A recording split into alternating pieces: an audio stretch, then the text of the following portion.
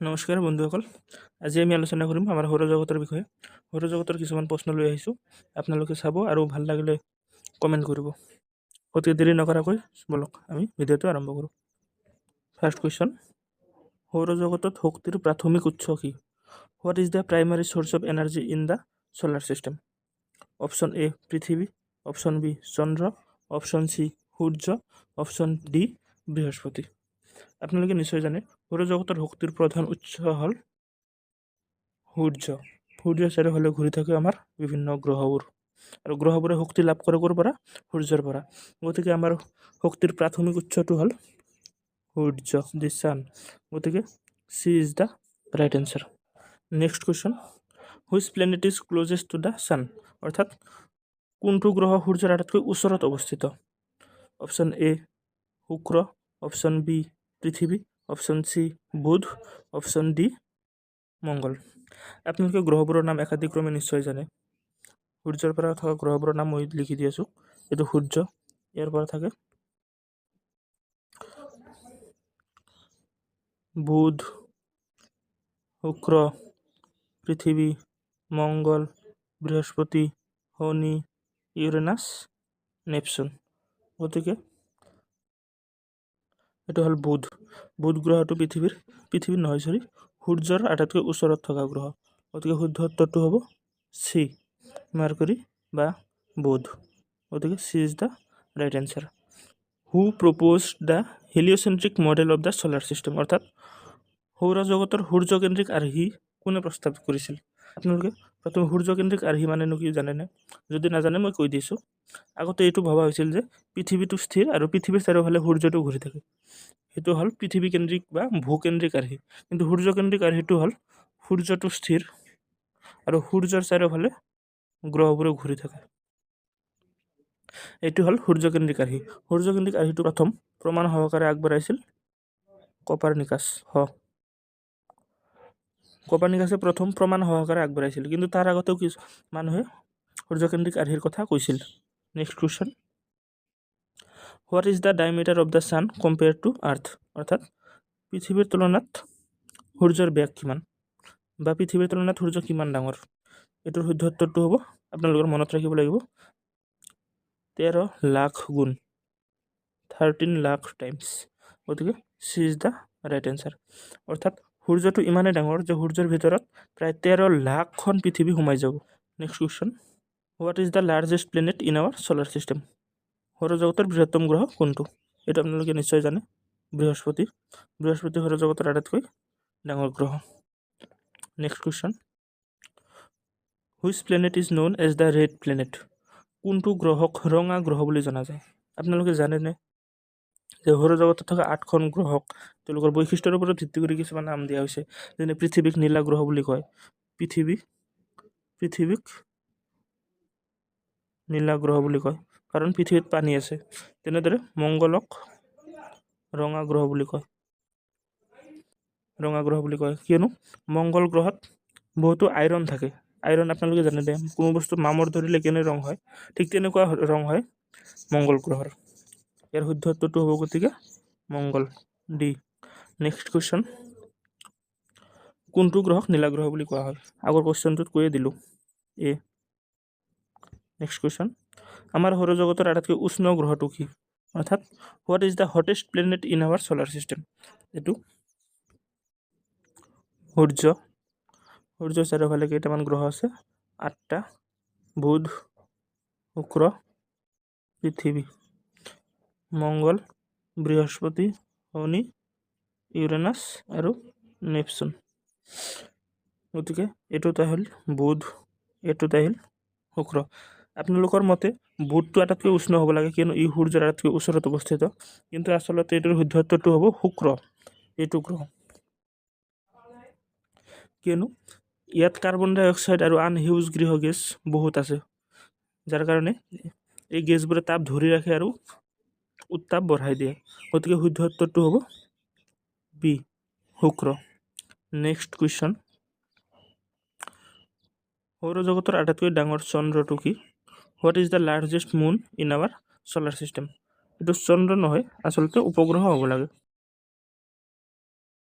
অৰ্থাৎ সৌৰজগতৰ আটাইতকৈ ডাঙৰ উপগ্ৰহটো কি? সৌৰজগতৰ আটাইতকৈ ডাঙৰ উপগ্ৰহটো হ'ব চি গেনিমিড। আপোনালোকে মনত ৰাখিব, এইটো বৃহস্পতি গ্ৰহৰ এটা উপগ্ৰহ। যেনেকৈ পৃথিৱীৰ উপগ্ৰহটো চন্দ্ৰ, ঠিক তেনেদৰে বৃহস্পতি গ্ৰহৰ উপগ্ৰহ আছে, সেইটোৰ নাম হ'ল গেনিমিড। ই আটাইতকৈ ডাঙৰ উপগ্ৰহ। নেক্সট কুৱেশ্যন, আমাৰ সৌৰজগতৰ কেন্দ্ৰত থকা তৰাটোৰ নাম কি? What is the name of the star at the centre of our solar system? আমাৰ সৌৰজগত মই বাৰে বাৰে বনাই আছোঁ, আপোনালোকে নিশ্চয় দেখা পাইছে। এইটো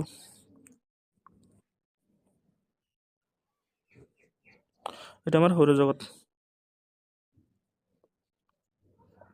আমাৰ সৌৰজগতৰ কেন্দ্ৰত থকা তৰাটো কি দেখা পাইছেনে নাই আপোনালোকে? এইটো কি? সূৰ্য। ইয়াত তৰা থকাৰ কাৰণে কিছুমানে কনফিউজ হৈছে। তৰা মানেই হ'ল নক্ষত্ৰ, আপোনালোকে মনত ৰাখিব। Next question, which planet has the highest density? কোনটো গ্ৰহৰ ঘনত্ব সৰ্বাধিক? এইটো মনত ৰাখিব, পৃথিৱী। পৃথিৱীৰ ঘনত্ব সৰ্বাধিক। A is the right answer. Next question, which planet has the most visible rings? কোনটো গ্ৰহত আটাইতকৈ বেছি দৃশ্যমান আঙুঠি আছে? আপোনালোকে সৌৰজগতৰ 8খন গ্ৰহৰ কিছুমান গ্ৰহৰ বাহিৰ ফালে কিছুমান আঙুঠিৰ সদৃশ গঠন দেখা যায়। সেই গ্ৰহকেইটা কি কি? বৃহস্পতি, শনি, ইউৰেনাছ, নেপচুন। এই চাৰিটা গ্ৰহৰ বাহিৰ ফালে কিছুমান আঙুঠিৰ দৰে গঠন দেখা যায়, কিন্তু তাৰে ভিতৰত এই শনি গ্ৰহটোৰ আঙুঠি বেছি দৃশ্যমান, ভালদৰে স্পষ্ট ৰূপত দেখা যায়। গতিকে এইটোৰ শুদ্ধ উত্তৰটো হ'ব শনি। নেক্সট কুৱেশ্যন, আমাৰ সৌৰজগতত সূৰ্যৰ পৰা আটাইতকৈ দূৰত থকা গ্ৰহটো কি? আমাৰ সৌৰজগতত সূৰ্যৰ পৰা আটাইতকৈ দূৰত থকা গ্ৰহটো আপোনালোকে নিশ্চয় জানে, নেপচুন। 2006 চনৰ আগত এইটো আছিল প্লুটো। কি? প্লুটো। কিন্তু 2006 চনৰ পিছত প্লুটো গ্ৰহ হিচাপে ধৰা নহয়। Next question, what is the name of the dwarf planet in our solar system discovered in 1930? 1930 চনত আৱিষ্কাৰ হোৱা আমাৰ সৌৰজগতৰ 52 গ্ৰহটোৰ নাম কি? মই আগৰ কুৱেশ্যনটোত ক'লোঁ যে প্লুটো,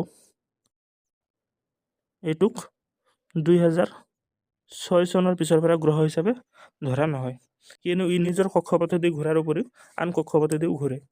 সেইকাৰণে ইয়াক গ্ৰহ বুলি নধৰি ইয়াক 52 গ্ৰহৰ লিষ্টত দিছে। কি দিছে? 52 গ্ৰহ। গতিকে শুদ্ধ উত্তৰটো হ'ব Pluto. Next question, which planet has the highest surface temperature? কোনটো গ্ৰহৰ ভূপৃষ্ঠৰ উষ্ণতা সৰ্বাধিক? আপোনালোকে নিশ্চয় জানে, আগত এটা কুৱেশ্যনত আলোচনা কৰিলোঁ যে শুক্ৰ গ্ৰহটো আটাইতকৈ উষ্ণ, গতিকে শুক্ৰ গ্ৰহৰ ভূপৃষ্ঠৰ উষ্ণতা সৰ্বাধিক। A is the right answer. Next question, what is the name of the mission that landed the first human on the moon? অৰ্থাৎ চন্দ্ৰত প্ৰথম মানুহ অৱতৰণ কৰা মিছনটোৰ নাম কি আছিল? আপোনালোকে নিশ্চয় জানে যে নীল আৰ্মষ্ট্ৰং চন্দ্ৰত খোজ কঢ়া প্ৰথম মানুহ আছিল, আৰু তেখেতক চন্দ্ৰত পঠোৱা মিছনটো আছিল এপ'ল' 11। এইটো নাছাই পঠাইছিল, আপোনালোকে মনত ৰাখব। নেক্সট কুৱেশ্যন, বৃহস্পতি গ্ৰহক প্ৰদক্ষিণ কৰা সৌৰজগতৰ দ্বিতীয় বৃহত্তম চন্দ্ৰৰ নাম কি? এইটো অলপ কনফিউজিং হয়, আপোনালোকে মনত ৰাখিব, এইটো অলপ কনফিউজিং হয় কুৱেশ্যনটো। সৌৰজগতৰ দ্বিতীয় বৃহত্তম উপগ্ৰহটো হ'ল টাইটান। এইটো শনি গ্ৰহৰ এটা উপগ্ৰহ, মনত ৰাখিব। কিন্তু ইয়াত সুধিছে বৃহস্পতি গ্ৰহক প্ৰদক্ষিণ কৰা সৌৰজগতৰ দ্বিতীয় বৃহত্তম গ্ৰহটো কি? বৃহস্পতি গ্ৰহক প্ৰদক্ষিণ কৰা সৌৰজগতৰ দ্বিতীয় বৃহত্তম গ্ৰহটো হ'ল কেলিষ্টো, ডি। এইটো মনত ৰাখিব। Next question, what causes the rotation of planet around the sun? অৰ্থাৎ সূৰ্যৰ চাৰিওফালে গ্ৰহবোৰৰ ঘূৰ্ণন কিহৰ বাবে হয়? আপোনালোকে কেতিয়াবা ভাবি চাইছেনে যে সৌৰজগতৰ গ্ৰহবোৰে যে সূৰ্যৰ চাৰিওফালে ঘূৰে, কি কাৰণে ঘূৰে? সেইটোৰ উত্তৰটো হ'ব গ্ৰেভিটেশ্যন, মহাকৰ্ষণ। মহাকৰ্ষণ আপোনালোকে নিশ্চয় জানে যে প্ৰত্যেক ভৰবিশিষ্ট বস্তুৱে আন প্ৰত্যেক ভৰবিশিষ্ট বস্তুক নিজৰ ফালে আকৰ্ষণ কৰে, গতিকে সেইটোৱে হ'ল মহাকৰ্ষণ। মহাকৰ্ষণ। নেক্সট কুৱেশ্যন, কোনটো গ্ৰহক সন্ধিয়া তৰা বা ৰাতিপুৱা তৰা বুলি জনা যায়? শুক্ৰ, ভিনাছ। ভিনাছ গ্ৰহক সন্ধিয়া তৰা বা শুক্ৰ তৰা বুলি কোৱা হয়, কিন্তু ইয়াক আবেলি সূৰ্যাস্তৰ পিছত পশ্চিমৰ আকাশত আৰু ৰাতিপুৱা সূৰ্যোদয়ৰ আগত পূবৰ আকাশত দেখা যায়, সেইকাৰণে ইয়াক সন্ধিয়া তৰা বা ৰাতিপুৱা তৰা বুলি কোৱা হয়। গতিকে B is the right answer. Next question, সূৰ্যৰ বায়ুমণ্ডলৰ বাহিৰৰ স্তৰটোক কি বুলি কোৱা হয়? What is the outer layer of the sun's atmosphere called? আপোনালোকে সূৰ্যটোক দেখা পাইছে, সূৰ্যটোৰ কিছুমান লেয়াৰ থাকে, এই বাহিৰৰ লেয়াৰটোক কৰোণা বুলি কয়। শুদ্ধ উত্তৰটো হ'ব কৰোণা। নেক্সট কুৱেশ্যন, সূৰ্যক প্ৰদক্ষিণ কৰা বেছিভাগেই মংগল আৰু বৃহস্পতি গ্ৰহৰ মাজত থকা পদাৰ্থ খণ্ডবোৰক কি বোলে? What is the term for object that orbit the sun and are found mostly between Mars and Jupiter? এইটো সূৰ্য আৰু সূৰ্য চাৰিওফালে কক্ষপথবোৰ আছে, বুধ, শুক্ৰ, পৃথিৱী, মংগল আৰু বৃহস্পতি। এই মংগল আৰু বৃহস্পতি গ্ৰহৰ মাজত কিছুমান পদাৰ্থ খণ্ড থাকে, এই পদাৰ্থ খণ্ডবোৰক কি বুলি কোৱা হয়? এই পদাৰ্থ খণ্ডবোৰক কোৱা হয় গ্ৰহাণুপুঞ্জ। Option C. গতিকে C is the right answer. আপোনালোকে মনত ৰাখিব। নেক্সট কুৱেশ্যন, মংগল গ্ৰহৰ চন্দ্ৰ দুটা কি? অৰ্থাৎ মংগল গ্ৰহৰ উপগ্ৰহ দুটা কি? যেনেদৰে পৃথিৱীৰ উপগ্ৰহ চন্দ্ৰ, তেনেদৰে মংগল গ্ৰহৰ দুটা উপগ্ৰহ আছে, এটা হ'ল ফবছ আৰু আনটো হ'ল ডিমছ। গতিকে B is the right answer. Next question, সূৰ্যৰ পৰা সপ্তম গ্ৰহটো কি? What is the seventh planet from the sun? সূৰ্যৰ পৰা সপ্তম গ্ৰহটো কি? ইউৰেনাছ। আপোনালোকে গ্ৰহবোৰৰ নাম জানেনে নাই? বুধ, শুক্ৰ, পৃথিৱী, মংগল, বৃহস্পতি, শনি, ইউৰেনাছ, নেপচুন। গতিকে সপ্তম স্থানত থকা গ্ৰহটো হ'ল ইউৰেনাছ। নেক্সট কুৱেশ্যন, ইউৰেনাছক কিহৰ বাবে সেউজীয়া বৰণৰ দেখা যায়? আপোনালোকে এইটো মনত ৰাখিব, যেনেদৰে মংগলক ৰঙা গ্ৰহ বুলি কোৱা হয়, পৃথিৱীক নীলা গ্ৰহ বুলি কোৱা হয়, ঠিক একেদৰে ইউৰেনাছক সেউজীয়া গ্ৰহ বুলি কোৱা হয়, কাৰণ তাত প্ৰচুৰ পৰিমাণে মিথেন গেছ পোৱা যায়। মিথেন গেছ পোৱাৰ কাৰণে ইউৰেনাছক সেউজীয়া বৰ্ণৰ দেখা যায়, মনত ৰাখিব। Next question, what is the term for the time it takes for a planet to complete one orbit around the sun? গ্ৰহ এটাই সূৰ্যৰ চাৰিওফালে এটা কক্ষপথ সম্পূৰ্ণ কৰিবলৈ লোৱা সময়ক কি বুলি কোৱা হয়? বছৰ বুলি কোৱা হয়। যেনেকৈ পৃথিৱীয়ে সূৰ্যৰ চাৰিওফালে এপাক সম্পূৰ্ণ কৰে 365 দিনত, এই 365 দিনক কি বুলি কোৱা হয়? আমাৰ এক বছৰ বুলি কোৱা হয়। নেক্সট কুৱেশ্যন, ধূমকেতুত নেজ গঠন হোৱাৰ কাৰণ কি? আপোনালোকে ধূমকেতু নিশ্চয় জানে, সৌৰজগতত অস্থায়ীভাৱে ভুমুকি মৰা কিছুমান পদাৰ্থ খণ্ড। প্ৰথমতে এইবোৰৰ কিন্তু নেজ নাথাকে, এইবোৰ যিমানে সূৰ্যৰ ওচৰ চাপি আহে সেইবোৰৰ নেজৰ দৰে গঠন এটা দেখিবলৈ আৰম্ভ হয়। এইটো আচলতে তাত থকা কিছুমান গেছ জ্বলি যায় সূৰ্যৰ তাপত। গতিকে এইটোৰ শুদ্ধ উত্তৰটো হ'ব সৌৰ বতাহ বা ছ'লাৰ উইণ্ড। সূৰ্যৰ উত্তাপৰ ফলত তাত থকা গেছবোৰ জ্বলি যায় আৰু নেজৰ গঠন হয়। A is the right answer. Next question, সূৰ্যৰ পিছত পৃথিৱীৰ আটাইতকৈ ওচৰৰ তৰাটো কি?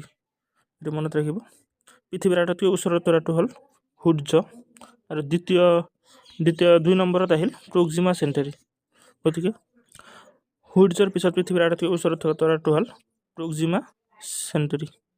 নেক্সট কুৱেশ্যন, বিশ্ব ব্ৰহ্মাণ্ডৰ আটাইতকৈ উজ্জ্বল গ্ৰহটো কি? আপোনালোকে মনত ৰাখিব,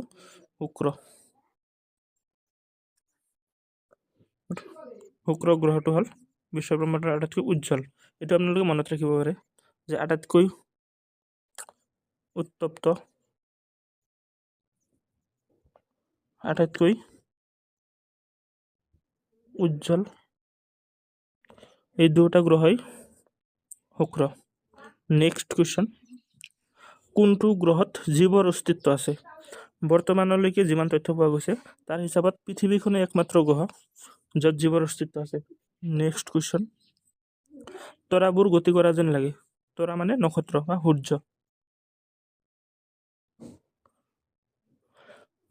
সূৰ্যবোৰ গতি কৰা যেন লাগে ক'ত? পূবৰ পৰা পশ্চিমলৈ, নে পশ্চিমৰ পৰা পূবলৈ, নে উত্তৰৰ পৰা দক্ষিণলৈ, নে দক্ষিণৰ পৰা উত্তৰলৈ? শুদ্ধ উত্তৰটো কি? সূৰ্যটো পূবৰ পৰা পশ্চিমলৈ গতি কৰা যেন লাগে, কিন্তু আচলতে কি হয়, আমাৰ পৃথিৱীখনহে পশ্চিমৰ পৰা পূবলৈ ঘূৰে। নেক্সট কুৱেশ্যন, পৃথিৱী হেলনীয়া হোৱাৰ ফলত কি হয়, এইটো মনত ৰাখিব। পৃথিৱীখন হেলনীয়া হোৱাৰ ফলত পৃথিৱীত ঋতু পৰিৱৰ্তন হয়। পৃথিৱী যদি হেলনীয়া নহ'লহেঁতেন তেনেহ'লে সকলো সময়তে পৃথিৱীত একে ঋতু থাকিলহেঁতেন। নেক্সট কুৱেশ্যন, সূৰ্যগ্ৰহণৰ সময়ত তলৰ কোনটো অংশ দেখা যায়? সূৰ্যগ্ৰহণৰ সময়ত কৰোণা দেখা যায়। নেক্সট কুৱেশ্যন, সূৰ্যৰ পোহৰে পৃথিৱীত উপনীত হ'বলৈ কিমান সময় লয়? What is the time taken by the sunlight to reach the earth? এইটো আপোনালোকে নিশ্চয় জানে যে সূৰ্যৰ পোহৰ পৃথিৱীত আহি পাবলৈ 8 মিনিট 16 ছেকেণ্ডমান সময় লয়। গতিকে ইয়াত 20 ছেকেণ্ড আছে, এইটোৱে শুদ্ধ উত্তৰ হ'ব। নেক্সট কুৱেশ্যন, কোনে প্ৰথমবাৰৰ বাবে চন্দ্ৰত খোজ কাঢ়িছিল? Neil Armstrong. নাছাৰ দ্বাৰা গৈছিল এপ'ল' 11 মিছনত। মনত ৰাখিব। নেক্সট কুৱেশ্যন, মহাকাশত অৱতৰণ কৰা প্ৰথম ভাৰতীয় মহিলা? কল্পনা চাওলা। এইটো নিশ্চয় জানে প্ৰত্যেকজন ভাৰতীয়ই। নেক্সট কুৱেশ্যন, সূৰ্যৰ পৰা গ্ৰহৰ দূৰত্ব অনুসৰি তলৰ কোনটো ক্ৰম শুদ্ধ? বুধ, শুক্ৰ, পৃথিৱী, মংগল। এইটো শুদ্ধ যেন লাগিছে। আমি বাকীকেইটা অপশ্যনো চাওঁ। বুধ, পৃথিৱী, মংগল, শুক্ৰ, এইটো নহয়। বুধ, মংগল, পৃথিৱী, শুক্ৰ, এইটোও নহয়। বুধ, মংগল, শুক্ৰ, পৃথিৱী, এইটোও নহয়। গতিকে শুদ্ধ উত্তৰটো হ'ব এ। নেক্সট কুৱেশ্যন, কোনটো গ্ৰহ আকাৰত পৃথিৱীৰ আটাইতকৈ ওচৰৰ? শুক্ৰ গ্ৰহ। এই শুক্ৰ গ্ৰহটোৰ আকাৰ আৰু আকৃতি প্ৰায় পৃথিৱীৰ দৰে ছেম। শুক্ৰ আৰু পৃথিৱী। গতিকে এই দুটা গ্ৰহক যমজ গ্ৰহ বুলিও কোৱা হয়, আপোনালোকে মনত ৰাখিব। Next question, thank you. আজিৰ কাৰণে এইখিনি। ভাল লাগিলে প্লিজ শ্বেয়াৰ কৰি দিব আৰু ভিডিঅ'টো লাইক কৰি দিব।